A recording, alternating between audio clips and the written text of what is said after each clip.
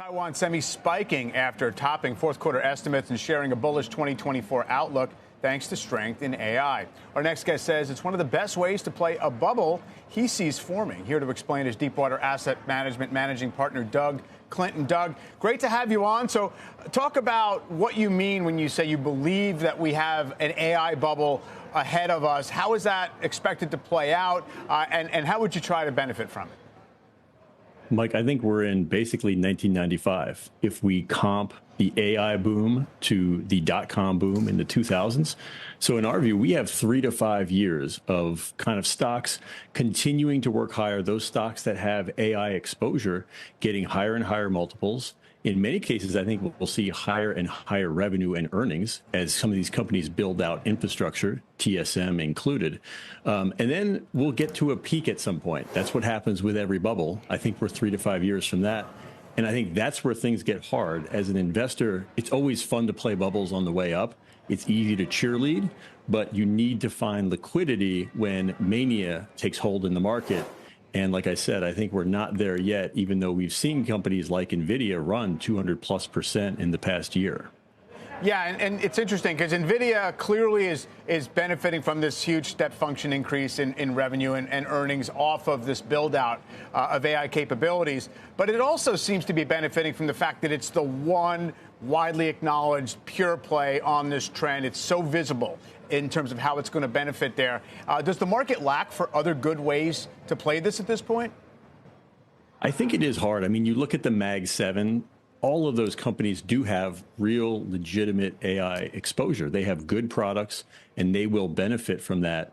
Outside of the Mag 7, TSM is actually our favorite name. It's our favorite way to play AI. They obviously are the company that fabricates chips for not just NVIDIA, but also AMD. Apple's a customer. And so if you think about AI compute, I mean, we really wouldn't have the AI revolution that's happening right now without TSMC. And when you look at what the stock trades at, it's about 18 times next year's earnings. NVIDIA's around 28, AMD's over 40 now. It feels cheap. Part of that is because they do have geopolitical risk. But I think part of that is because they just haven't gotten the same credit for their AI exposure. And they did talk a lot about that last night on the call. So I think the market will probably start to recognize that a little bit more from here.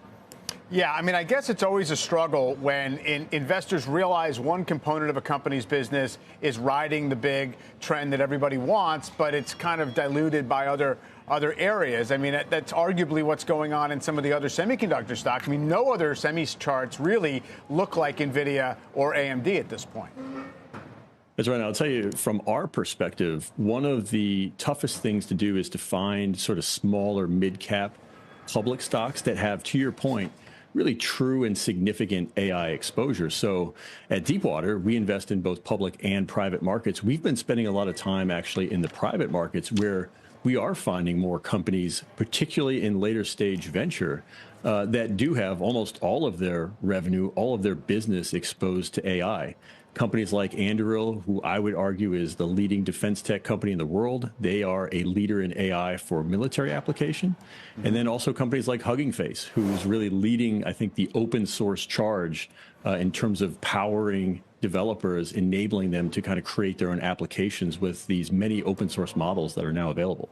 On the other end of the spectrum, Doug, I mean, Apple is getting a little bump today on this upgrade, and it pulled back maybe 10% or so from the highs. Not really viewed as being particularly highly geared toward the AI trend. But how do you think about the stock at these levels and how it might exploit some of what's going on? We still love Apple, the company, and I know my partner, Gene Munster, he has talked a lot about his expectations for Apple and AI this year. We do think that they will talk more about AI throughout the year. And I think in particular, we're looking for a catalyst June at WWDC. It would make a lot of sense if they did perhaps update Siri at that time, or maybe talk a little bit more about their plans for large language models and how they will integrate AI into their products. From a portfolio perspective, we sort of put our money where our mouth is, though. TSM, Meta, Google, for us, I think, are better AI exposure right now, even though we still love Apple as a company.